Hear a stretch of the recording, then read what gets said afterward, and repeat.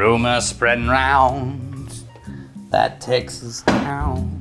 Welcome to the Whiskey Vlog. I'm Daniel. I am Rex. And This is from Dennis and Jennifer Phillips, Magnificent Bastards. Dennis and Jennifer Phillips, you magnificent bastards.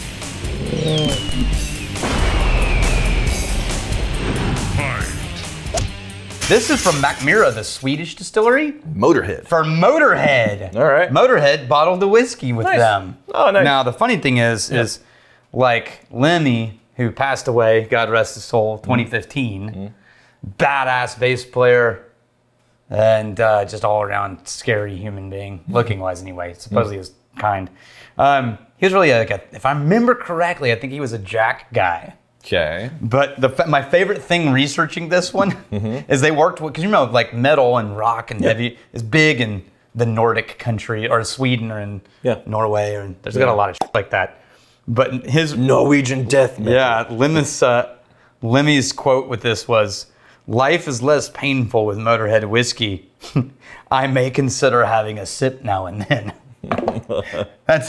That's his wildly glowing review of the Motörhead whiskey. It's pretty funny. Like, I might have some of it every once in a It's while. less painful. Yeah, it's less painful with this whiskey. I might sip some So now and they then. took it down to 40%. Yep. Aged in bourbon cask. Bourbon cask, Swedish whiskey.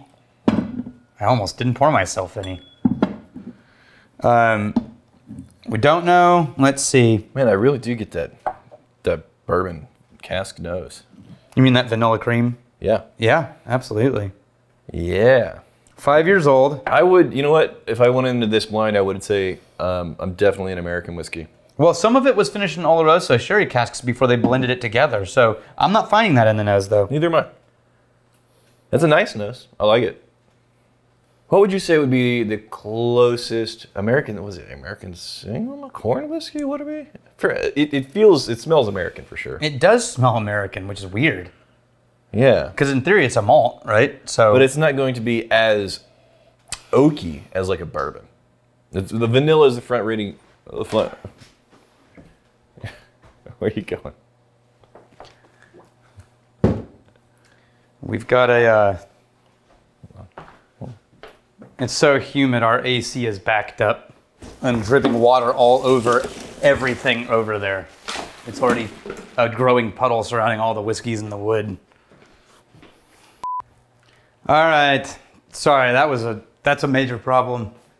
That's gonna require a service technician out here pretty quickly. Are you ready? Yeah, I'm ready. Right now you're ready? Yeah, You set? in theory. You sure? I think that was your whiskey because I smelled it. It smelled like yesterday's review. You're gonna wander around some more. I think there's cool things. I mean, look, I am never gonna give up my right to wonder. So I'm not committing to no wondering. Look, I'm not saying don't wander. I'm saying maybe wait until we're not shooting a fucking video. No, it's just, look at that over there. That's destroying shit right now. As a matter of fact, the Red Rust Dream cask case is currently half soaked in water. But it's a sealed container. It's fine. It's fine. Okay. It's fine. Hi. There's a funk to this that makes me think of American craft. I think a very vanilla forward American craft single malt. Mm-hmm. That's what it could. Yeah, that's what it strikes me as.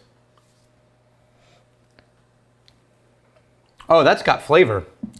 That's got unique flavor. That's not like any American malt I've had. Even Not 40.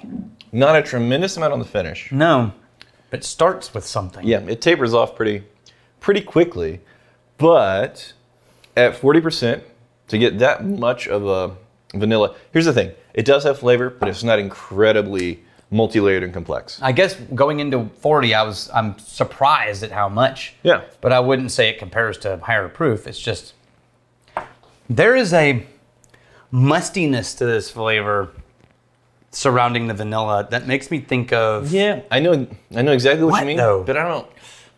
You know what? I mean, it's still definitely vanilla, but I'm gonna say it's not gonna make any sense. Gray clay. huh? You ever Like smell? a pottery Yeah. shop? And you ever like get a whiff of the clay? No. Yeah, the clay. There's almost like the mustiness is almost like there's gray clay that you're working with in a cellar with this vanilla note. That's interesting. Yeah, it is. Musty. Yeah. That's interesting. It's I actually kind of like this whiskey.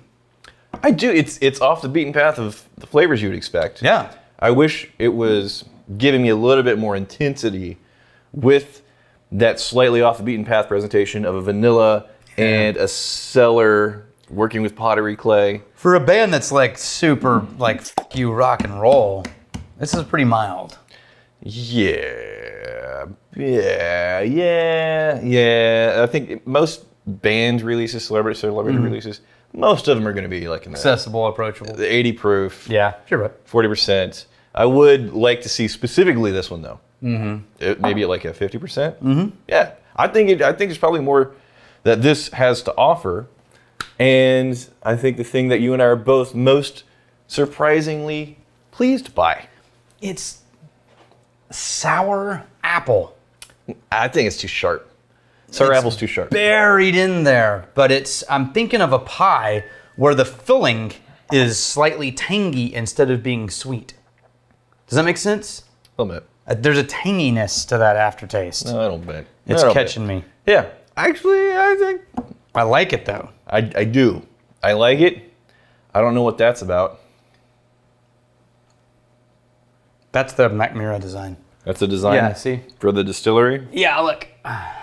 There's a thing here. Oh, okay, so Mackmyra. Got it. What is that supposed to be? I don't know. I've never actually looked that up. We have Joe Reynolds. If I enjoy laughing at dad jokes and tell dad jokes, but I'm not a parent, does that make me a faux pas. Which was the name of the band I had with my dad and my sister. Faux Possum. F-A-U-X. Faux Possum. And Dad wrote a song called the Faux Possum Boogie. Yeah, we played it. I don't need this song. I don't need the song. I really don't need. I don't need the faux possum boogie. It's the faux. I'm generally Possum boogie. generally not a violent man. Generally. Generally. But faux pas is going to take you over the edge. Look, if you reserve the right to wander around aimlessly in the middle of a fucking shoot, It's not aimless. I reserve the right to commit violence upon your dad jokes. No. I left camera, but it was not aimless or wandering. But I did directly leave camera. It was with a goal and to a specific location. Oliver said, Oh, I don't need. Oliver Saint Amand, I'm starting to get the impression that whiskey is generating a lot more attention, passion, interest than other spirits. Yes. For instance, I'm getting curious about cognac, and I haven't found anything remotely close to the amount of websites and YouTube videos than we have for whiskey. Same with brandy. Am I just trapped in my own self-generated internet whiskey bubble, or is that more of a general phenomenon? No, that's accurate. There's more intense interest in whiskey. Yeah, most of the brandies and cognacs are covered by wine guys as a part of covering other wine stuff, like a subcategory. But they haven't yet grown to the point where they dominate their own category for sources. I think that's going to change over time. I think whiskey people, as they expand, are going to move into other barrel-aged spirits, of which cognac, brandy, those kinds of things are. So I don't think it'll ever equal whiskey, ever. Right. And I don't think it'll ever equal the rest of wine as a category. Yeah. But I think it'll grow. And I think you could find somebody to start some YouTube videos focused on brandy and cognacs. Yeah, and maybe I just don't know enough about the brandies and cognacs and rums and stuff out there. But I think the whiskey scene, there's much more fertile territory because of all of the different regions and all of the different styles and all the different categories. Absolutely. It seems like there's a much broader area that you can focus on and go exploring and find a lot of really interesting, cool information. You'll run out of content a lot faster in brandy and cognac. We'll let the licorices do that. Yeah. They can start their own. Well, they're really into brandy. Or is it brandy? Yeah. Okay. Yeah. It's my wife's name. That was a little uncomfortable for me to hear. Yeah, they're really into it. That's not... That's all not over really what I want to really hear. in-depth. That's just not okay. Their knowledge of brandy. Really, I just... Their knowledge Their of intimate branding knowledge. This is not okay. really in depth. I mean, some might even say carnal. Because they're so excited You about know her. I'm going to have her watch this video. it. Oh, God, no, She's gonna call you up. She's I'm going cheer to get you text out. messages, yeah. Daniel Whittington, that's a lie from the pits of hell. That's right. Brandy, I'm just getting you back for your comments at the Ren Fair. She has lost a lot of her southern accent. What? No. A lot. Dude, did you know Really? her whenever she was fresh No. from South Carolina? No. Okay. Yeah. Okay, look, this is... I'm finding this hard to believe. Okay. I trust you. You think now... It's strong. I know, but I'm saying what it was, though. Oh, okay. What it was, though. Love Unintelligible? You, love you, honey. No, I could understand her. There's a lot of like hand gestures and body language to communicate. Oh, to go along with it? Yeah. Yeah. A lot of Pictionary.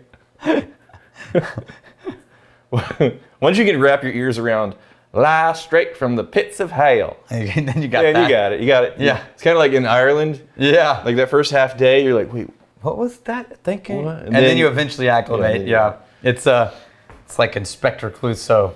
I'm here to fix your fin. Or what? Your fin.